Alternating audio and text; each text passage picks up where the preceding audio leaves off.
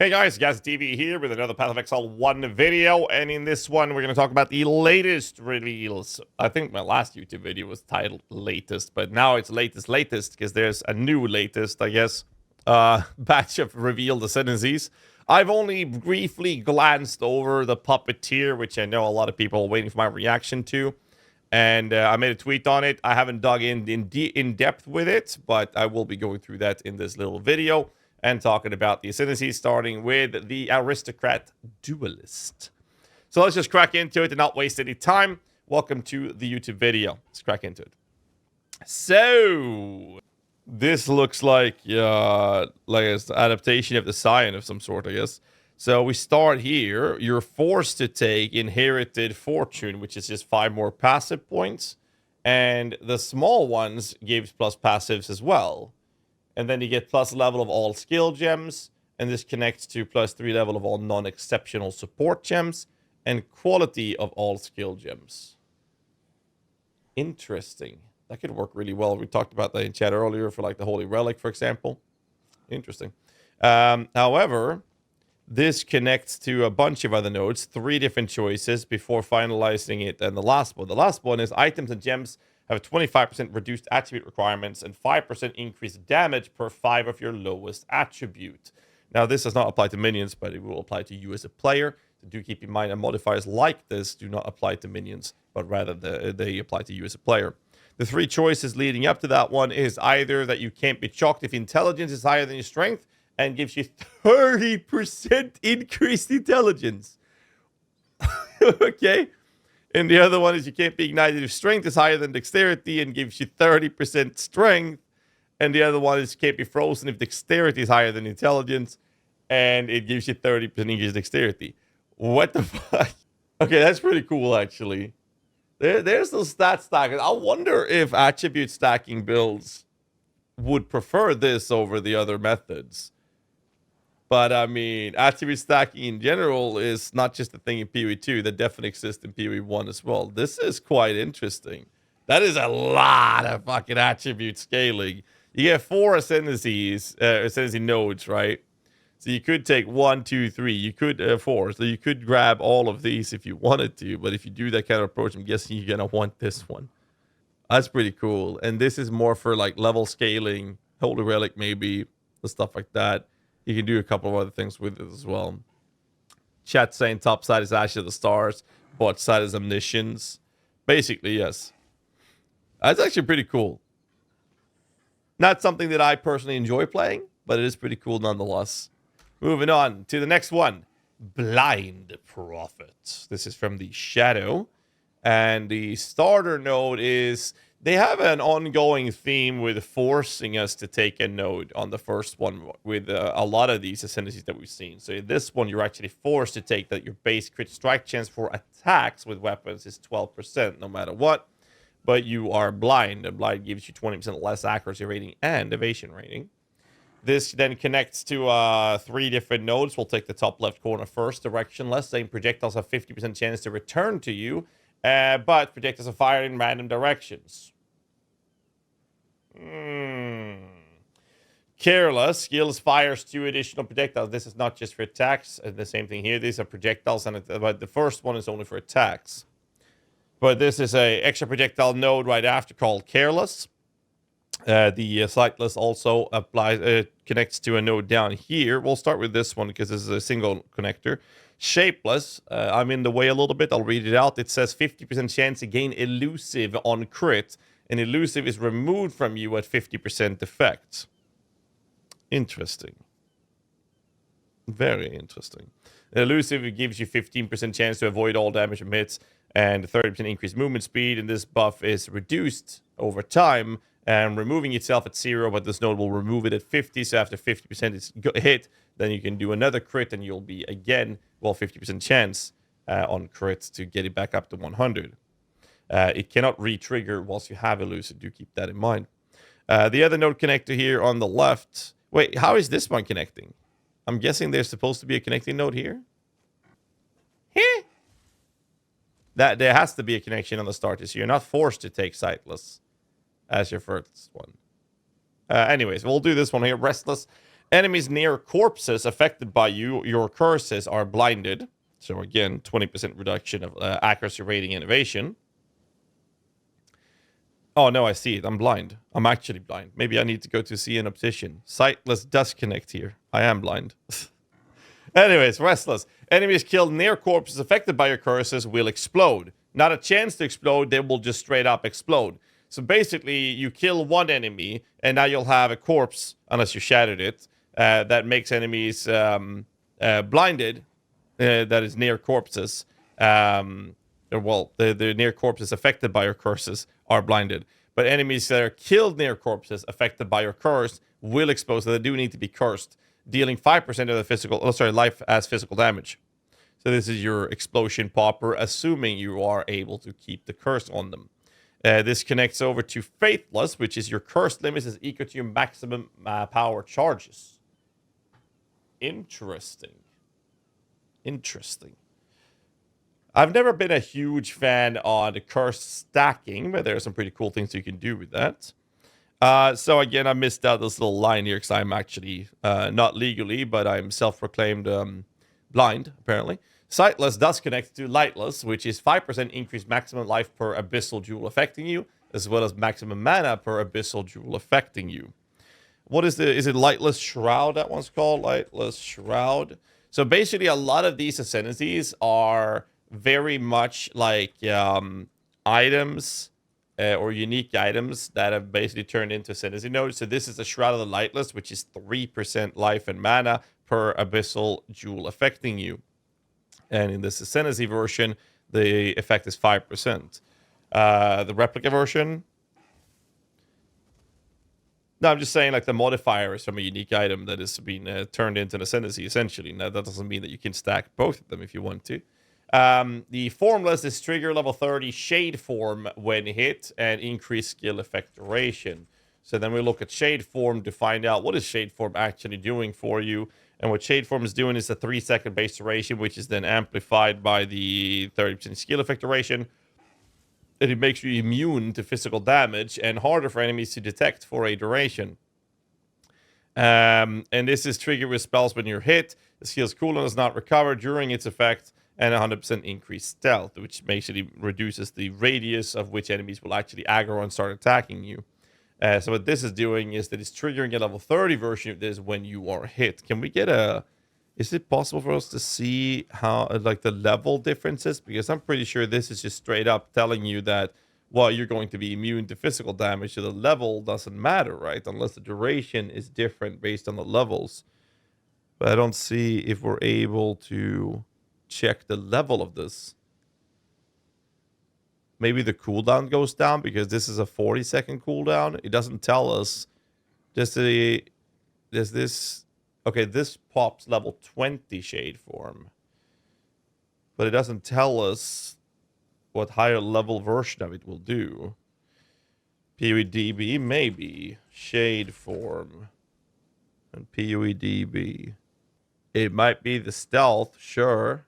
It doesn't tell us at all what a level 30 version would do for this. So I can't really argue or say anything about it. But basically what Shade Form is doing is reducing the radius to which enemies will aggro you, and you become immune to physical damage during this, and the duration is increased by the node itself. Quite interesting, the way the Blind Prophet is designed. I'm not sure which type of builds would be utilizing this. Not really my cup of tea when it comes to this type of design. But again, this is one of those situations where they, again, or yet again, is making, which seems to be the ongoing theme, where they are turning unique items into the form of Ascendancy nodes for this event, which is actually pretty cool. And again, it doesn't mean that you can't use that unique item to double down on the effect if you so wish. Next up, we have the Puppeteer. Let's talk about the Puppeteer. Let's talk about it, boys. Okay, so we have yet another Ascendancy talking about minions. And I'm very, very excited for this one. We'll start from the middle and go top left to see Hex Bearer, which is the one I don't like the most, but we'll talk about it. So, Hex Bearer, you can apply an additional curse. However, Hexes transfers to all enemies within 3 meters when the hexed enemy dies. This is a direct correlation to the support gem for curses in PoE 2, called Hex Bloom right there, where it basically makes it so that when the enemy dies that is cursed, it will then spread like a contagion to nearby enemies. I'm a humongous fan of this effect for curses when it comes to PoE 2. In PoE 1, I am not so sold on this. Now, keep in mind that this is only applying to hexes. But the good thing here for PoE 1 is the additional application of curses. However, hexes transfer to all enemies within 3 meters. 3 meters is very low radius, and you have to keep in mind that this applies to hexes, not your mark curses. Now, mark curses only applies to rares and uniques, right? So it's not that big of a deal. But I do like this for the additional curse. However, moving up to the next node, which will be this one here, Marination. This one is basically giving you the defensive layer. This tells me that you're going to get 20% of your maximum life as extra maximum energy shield, and your minions will get this as well. This is a very nice modifier. This is something we don't see in the Aracali version on the Shadow. That is basically telling us that you get a ton of different poison-oriented stuff, Aracali, minions, and whatnot. But the problem there is that you're not in a position where you get some defensive layer for your minions, which the Puppeteer is actually supplying. And we'll see more of this very soon. But Marination is actually pretty cool. This gives the players a bit of better defenses. And right now, last league that's been going on for about 700 years in PoE 1, the current meta for minions is essentially a lot of blocking.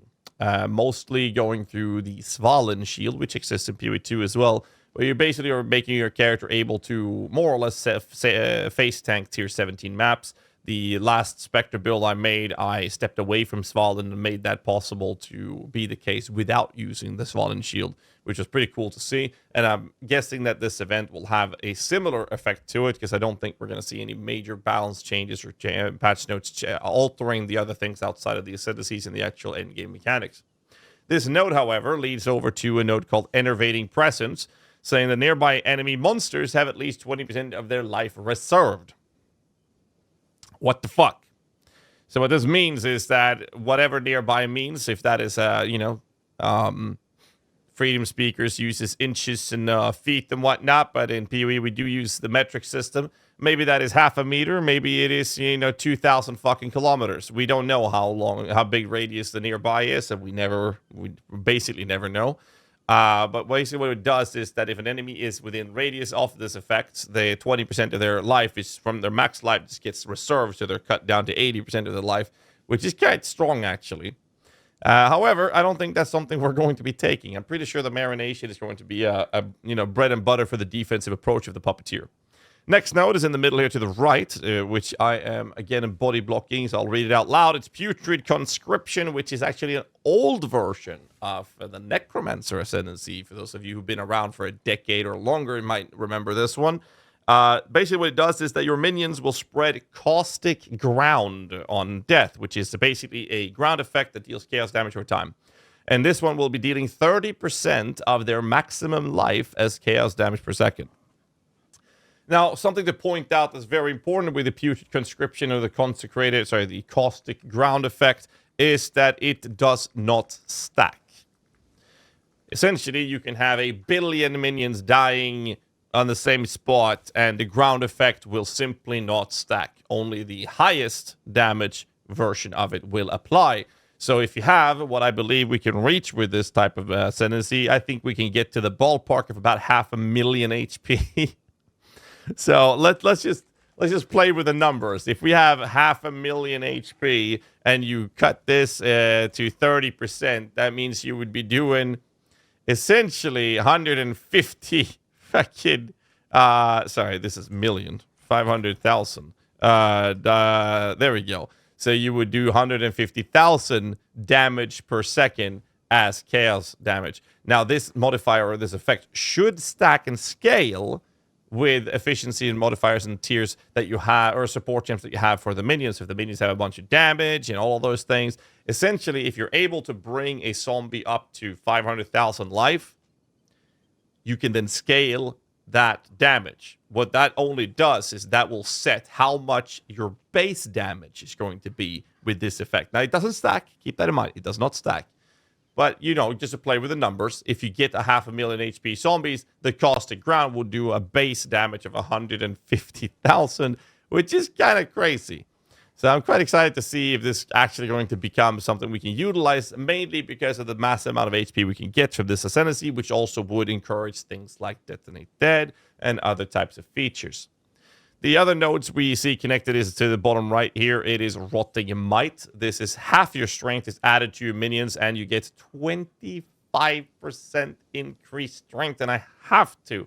I'm obliged, and it's a mandatory situation where I have to give a shout out to an individual who's been focusing his entire life on making zombie builds. He goes by the nickname of the Zombie Father, Sir Mustache. So big shout out to him. You guys should check him out on YouTube. He's fantastic. I'm sure he's cooming whilst watching this. This funny fact here is that half your strength is added to your minions is from the old school Baron helmet. The old school Baron helmet looks like this. The Baron, which is a community-made item. I believe it was from Tanko PoE. This was created by a PoE supporter, and it has been nerfed. Back in the day, we had a race playing SRS. I had a podcast, me and a guy called the Uber Elite, fantastic guy, build creator as well. We decided to make a version each of an SRS strength stacker, and he won the race in hardcore with this build. And then we both posted our build guide versions of this, and then the league after, they basically cut this build in half. Because in the past, we had all of our strength was added to your minions, which is kind of crazy. So basically what's happening here is that half your strength is added to your minions. They've yet again made a unique item into an Ascendancy node. And in this case, we also get 25% increased strength, which is kind of wild. Now, the downside in general, when I'm looking at all of these minion ascendancies, is that unlike the Necromancer that we have in PoE 1 on a regular basis, is that we do get the effect of having minions leech to us, as well as physical damage reduction through Bone Barrier. I haven't seen any action or access to that type of modifier on any of the ascendancies as of yet. The connecting node to this is called Feeding Frenzy. Now, we do like Feeding Frenzy, but most importantly here is two different things, and it's basically both mods. Minions base attack critical strike chance. Now, keep in mind that attacks are not your spellcasting minions, so most of the utilized specters, for example, won't benefit from this. But what it does is that minions base critical strike attack chance is equal to the critical strike chance of your main hand weapon. Now, this is something we've seen from the Mata's teaching, for example, is something we've utilized in many builds for this, which is a Karui Scepter that makes it so that the base attack critical strike chance of your minions is equal to that weapon. And this one has increased critical strike chance. You corrupt it, you get very high base crit. Otherwise, your minions will have, some specters will have more, but mostly you'll see a 5% base critical strike chance. And you can bring that up quite high. But with this node on the Ascendancy, you can then instead use another weapon with much higher crit strike chance if that's something you're looking to do. And most importantly, Feeding Frenzy is making all of your minions aggressive. Now, our minions being aggressive have their targeting range raised to a minimum value. So essentially what happens is that they will have a much wider aggro range where they're going to become aggressive and start attacking enemies. So the way the AI works, I do want to explain this since we have a lot of people watching this or want to try out PoE 1 that hasn't played PoE 1 before. So the way the AI works for minions in PoE 1 is that you have a baseline AI behavior of your minions, and then you can use Feeding Frenzy support, or in this case, a modifier on a scepter, on a wand, or in this case, this specific Ascendancy node, making them aggressive. As an example, I believe there's the Primordial Jewel for Golems to do this as well. So what this does is that they will essentially be super aggressive, and this applies to all of your minions. And the counter to this is the Meat Shield support. In PoE 1, Meat Shield support looks like... Where the hell is my clerics? I'm pretty sure I put on the... No, I don't have it here. Let me just bring it out to show you. Let's do this. Meat Shield. So this one basically just gives your minions more... less damage done, but more HP. In PoE 1, this is a bit different. In PoE 1, it makes your minions... Meat Shield support, can't even spell. This makes your minions defensive, if you will. So what this means is that the minions from support skills are defensive, is that this is a direct counter to Feeding Frenzy's aggressiveness. So if you have minions that are aggressive and defensive, they will revert back to being their regular, normal AI design. So essentially, the way they've designed this is that the aggro radius of which they react to an enemy being in range to be attacked is extended with the aggressiveness, and the meat shield support will lower that radius. And if you use both, it will counter and go back to its regular state. That's how those supports changes the behavior of your minions. PoE 1's meat shield is giving taunts and better defensive scaling for your minions in general. But that's a really cool thing. And Feeding Frenzy is fantastic. Minions being aggressive is a very popular modifier. Many cases, it's very expensive to get a hold of for your minion builds, making it something that not everyone is engaging with that often, since it does come with a pretty hefty price tag depending on the build you're playing. But we will still be utilizing the Feeding Frenzy support on one of your utility minions, because Feeding Frenzy support gem does give an increased damage buff to all of your minions. But I like this node. It's a really cool one. It's very focused on the aggressiveness as well as the crit for this. Moving on to the next node on the bottom right corner, we have Graveyard Shift. And this is where things gets really, really spicy. Graveyard Shift is that making it so that for each nearby corpse, you get 1% increased movement speed. Yeah, that doesn't sound too bad, does it? Race Zombie does not require a corpse. And your raised zombie now counts as corpses. So obviously, this is allowing you to get a lot of speed on a zombie mancer build, where you're utilizing zombies for actual attacks. And with all of the other information we have so far, that is looking to be a grand return of a proper zombie mancer build, where you use zombies to do the damage. What it also does is allowing you to run zombies as a Detonate Dead version. Now, a lot of things that Detonate Dead has been doing in the past has been to use certain specters on your Desecrate. And Desecrate is a skill that generates corpses, which we do not have in PoE 2, but we do have that in PoE 1, as a lot of skills interact with corpses, and they allow us to generate these corpses on the ground. And the higher the HP of those corpses, the better the damage output. With this approach, a Detonate Dead build does not need to rely on the HP of a corpse, but rather the HP of your zombies. What's also very, very interesting when it comes to this specific play is that the node itself is saying that your raised zombies counts as corpses. If I go to PUB and I look for corpse nodes, we can see things like this. We'll see if we can find them. Where is it? Corpses you spawn have 5% increased maximum life, for example. Regenerate if you life if you consumed corpses recently. Increased damage if you consumed a corpse recently. And since you're in this specific scenario, actually going to be consuming your corpses from the zombies themselves, as they count as corpses, allows you to have this specific effect to it. I don't think there's any other big ones to go through when it comes to nodes, but that is an example of what you could pull off with this. So I think that we're definitely going to be seeing some Zombie Mancer DD builds. That's definitely going to be a pretty nasty approach to this. I'm more interested in running with the zombie army. That's how I see it, but that's something you can do. This node connects to flesh puppets, and this is also further emphasizing on this insanity. First off, it makes your zombies bigger, so they go increased in race zombie size. Looks cool, whatever. It gets 4+ levels of race zombie gems. Now, you probably heard most of us talk about how a minion scales extremely well with level of minions. We talked about this in PoE 2 a lot, and the same thing applies to PoE 1. If you look at builds in general in Path of Exile in the Venn diagram, you'll see you have one circle being level of your skills, you have one circle being how many supports you have on your skills, and one circle representing your equipment when it comes to your scaling of your character. And obviously the optimal approach would be to have your character placed in the middle, hitting all 3 circles. That's basically the focus of how you want to play it. However, most builds will, before they go into high budget scaling, they will be located somewhere hitting 2 of these in this Venn diagram, as I'm representing or talking about in this example. And minions have often had to do with level of your skills as well as how many supports you have. And zombies in PoE 1 are permanent minions, unlike PoE 2, so they will actually act as your skeletons, if you will, that we have in PoE 2, except that the auto revive is not something that exists in PoE 2, PoE 1.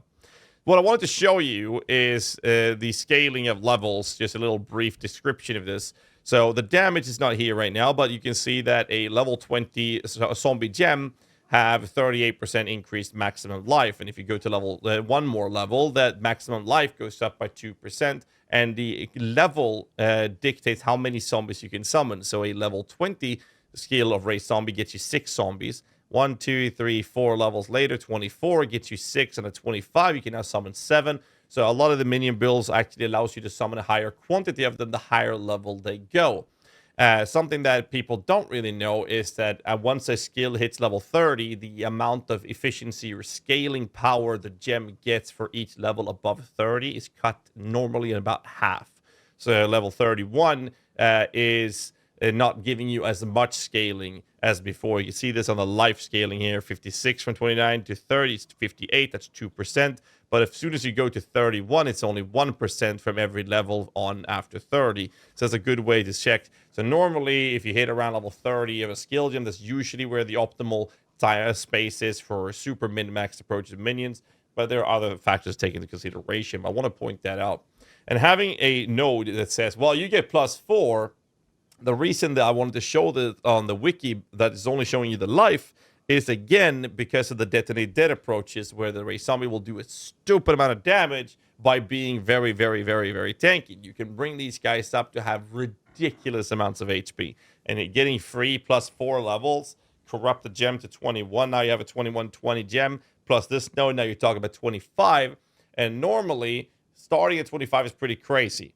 Now, we do usually have aspects or sources of level of gems from other items. For example, you get +2 from your helmet. Now you're talking about 27. You get +2 from your weapon. Now you're talking about 29. And we haven't even talked about amulets or any other sources in the game to provide more levels and or support gems. So that already puts you at around level 30 skill gem for your character, which is kind of ridiculous. Like putting an amulet with +1 or actual stars, whatever you want to use. Now you're already at that sweet spot of level 30 minion gem, which is just absolutely ridiculous. So I think that it's going to be fun to make some sort of approach when it comes to a minion army doing damage, but I'm also kind of curious to see how the DD build will be operating with this. The last node is a very, very interesting one. So I want to talk about marionettes. Marionettes makes it so that weapons you animate creates an additional copy. This basically means that if you summon an animate weapon, you will get 2. That's basically what it says, right? It says that you get another one, you get to 2. However, I will bring up chains of command. When people talk about cock builds, you know, the normies, they talk about that shitty cast on crit bullshit that, you know, it's kind of trash. Nobody really cares about it. But when we talk about a real girthy cock, that's when we're talking about chains of command. So that's the real cock in Path of Exile. I just want to point that out. So what Chains of Command is doing is that this will trigger an Animate Guardian's weapon when Animate Guardian kills an enemy, or when 10% chance to trigger a level 18 Animate Guardian weapon when an Animate weapon kills an enemy. And this is a very, very interesting approach to the build. I know that my right-hand man, Atros, is helping me with written guide contents in PoE 1, one of my moderators. He's a big fan of this, and so am I. So what's really cool with this is that that ability is something that you are triggering, which would allow us to have the animate weapon triggering twice of this theoretically, but I'm not sure on it. So I want to point that out. However, what this Marionette nose is also doing is that it makes your animate guardian deal 25% increased damage per animated weapon. Yeah, this is pretty fucking crazy in my opinion, but would weave very well into a change the command approach. However, this is only making your animate guardian do more damage per animated weapon.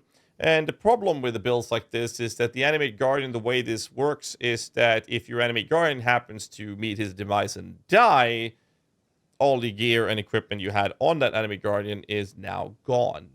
And you'll have to literally repurchase or craft or whatever you did to gear him all over again, which is one of the main reasons I have held off a bit on promoting Change the Command or Animate Guardian focus builds like this for new players as a beginning build. But I think this is going to be pretty crazy. What it also does is that animated minions' melee attacks deal splash damage to surrounding targets.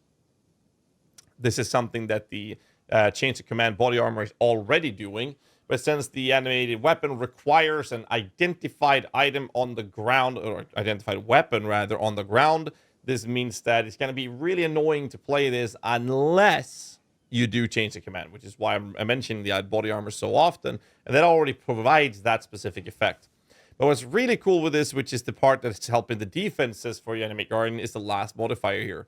It says the defenses of items attached to Animate Guardian also apply to the animated weapons. And that has been one of the biggest issues in general when it comes to the design of animate weapon in general. We have to go through nodes and defensive layers such as Decay Ward, Keystone, and other sources of defenses. But we get Marination, and we have access to this specific node where the gear on the Animate Guardian of the defenses would apply to your animate weapons as well, further helping them survive. Now, I will say this. I am not sure if that's going to be enough to suddenly make them not need a bunch of investments on the tree for defensive layers. I don't think that is enough, but it is a nice little helpful boon, if you will.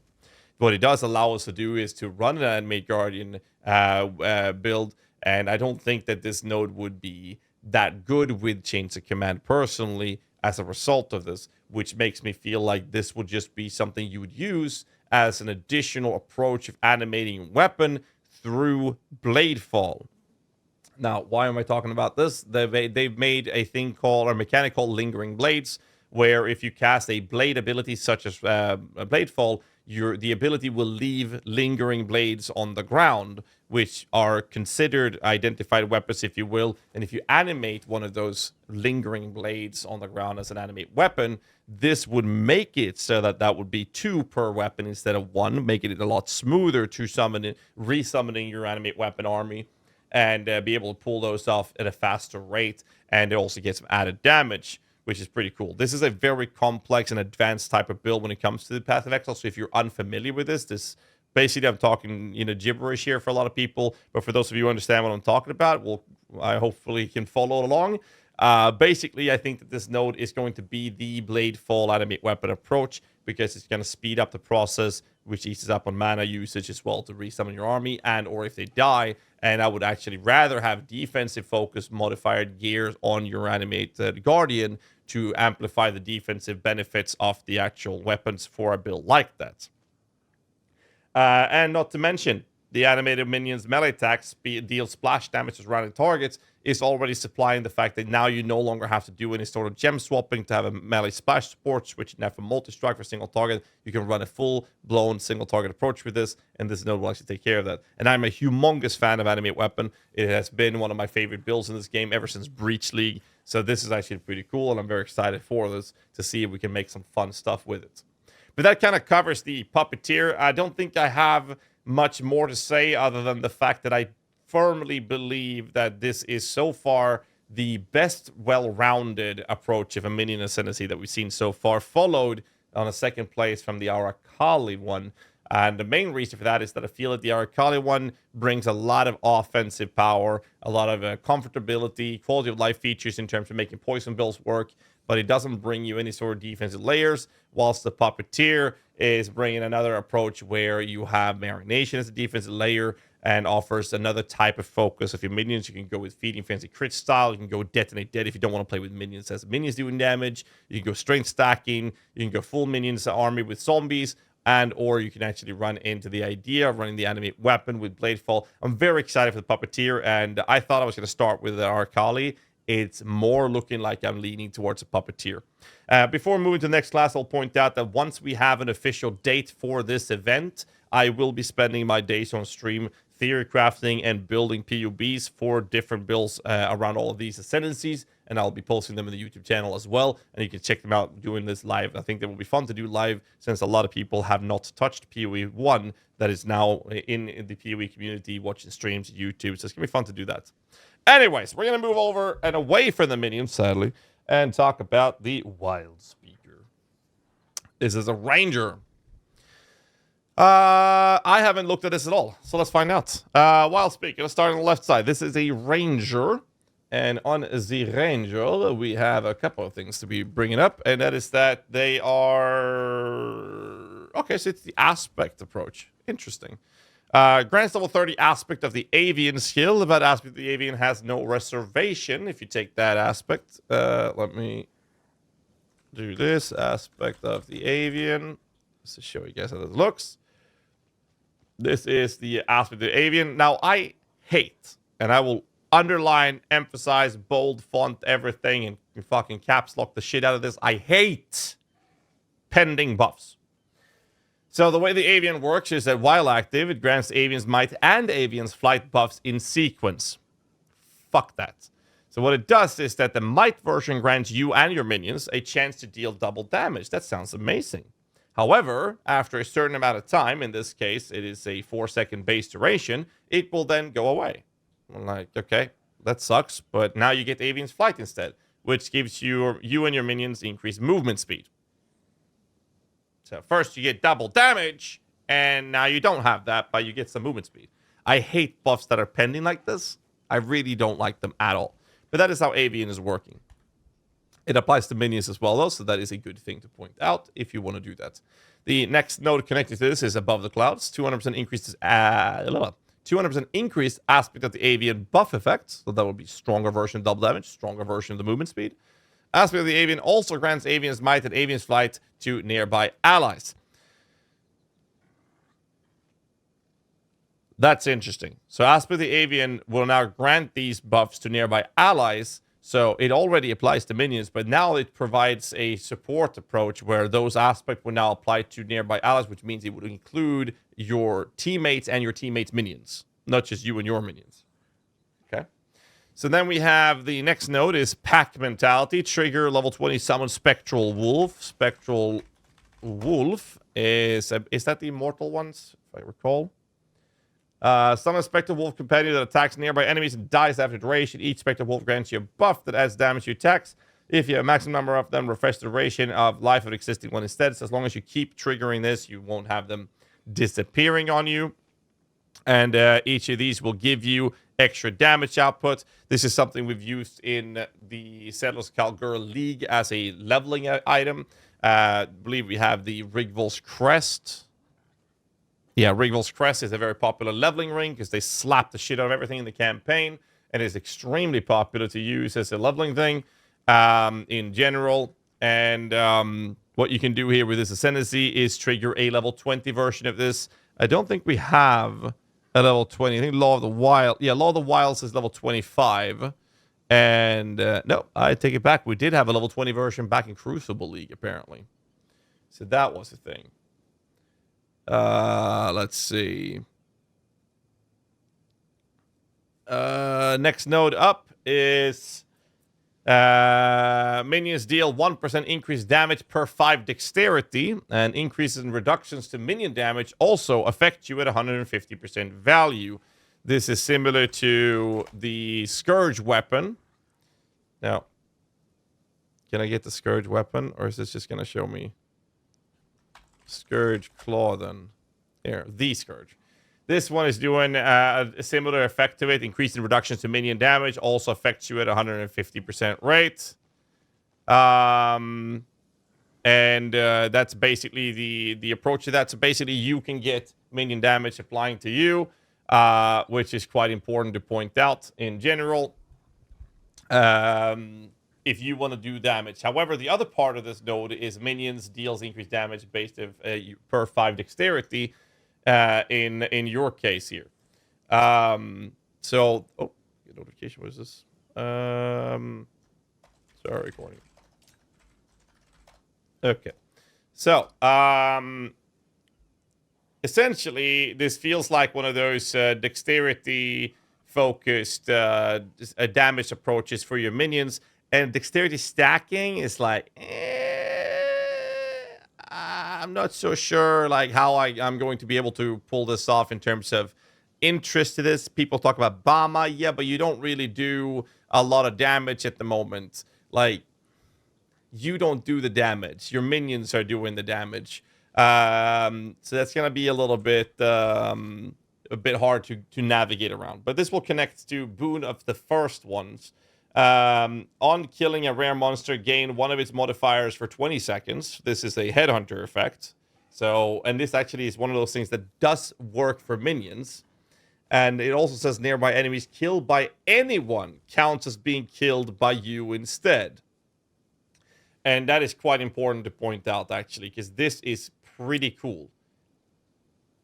This is effectively a pair of glove called Gravebind, where enemies within radius that is dead or dies will count as your kill. This means that you can do this in a party. It doesn't matter. Any kill is happening is going to be counted as your kill, so you can get the killing rare monster modifiers. But the problem with that in terms of minion scaling is that they don't really apply to your minions unless the buff that you get is an aura. And that's kind of... So, I mean, just to go through the notes we have so far, I hate the aspect of the avian. I hate the pending buffs. But we have the Spectral Wolves. That's a very nice one, but it's on crits. Sure, we'll have to do some crits. That's fine. Then we have damage for minions per 5 dexterity. So you'll have to dexterity stack to benefit from that. And we can get damage if we have this node below. I don't know. This allows us to have other things such as the... I don't know, Dominating Blow doesn't really care that much about killing blows, but our Arcales and stuff like that will work. Null's Inclination would work. So there's a bunch of those things that would benefit essentially from these things, I guess. But we're going to move on to see if there's anything else changing the way this will work. So the next note here on the first one to the top right that is also connected to Boon of the first one is Great Wolf's Call. You and nearby party members, not allies, not minions, your party members will be sharing power, frenzy, endurance charges with each other. And you and nearby allies have Tailwind. That is 8% action speed. Now, that would apply to minions, but the other one is only to party members, so that you don't gonna give your minions charges, but they will get Tailwind, which is quite nice.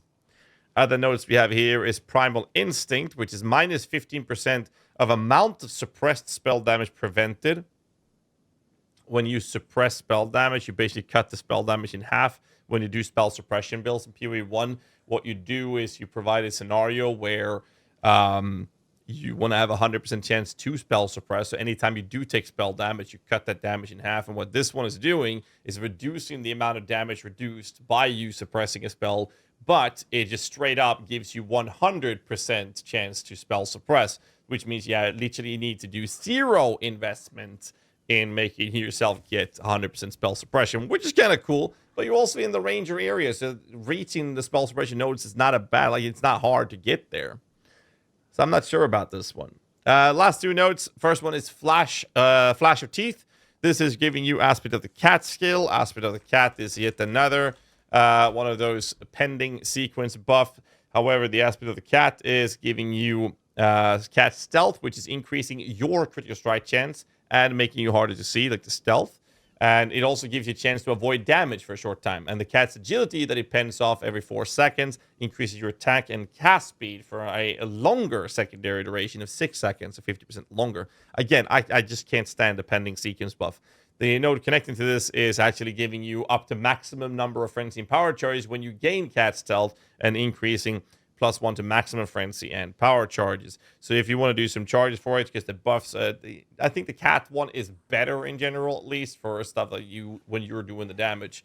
So if I'm looking at this Ascendancy from a scope of a minion play, I'm not a big fan of it, but I see a lot of other benefits in this in the form of actual Flicker Strike, which is not a minion related approach. Like, I see Flicker Strike being like crazy good and easy to enable with a build like this, and it wouldn't take much to get that up and running. But if I look at it from a minion perspective, well, I wouldn't do the avian and I wouldn't do the cat, so those 4 nodes are completely irrelevant. That gets me 1, 2, 3, 4, 5 nodes to go through. Spell suppression, yeah, I'd probably fucking take that. It's just too good. So now we know that we're going to take the spell suppression. We have 3 more nodes to take, which means we can get level 20 Spectral Wolves on crit, Scourge of Winds, Boon of the first ones, and Great Wolf's Call. And since we don't benefit the minions that much, unless the rare modifier we steal from a kill that only lasts for 20 seconds is an aura modifier, that puts me in a scenario where, if you look at this from a minion perspective, the only nodes you would take would be Pack Mentality, Scourge of the Wilds, Great Wolf's Call,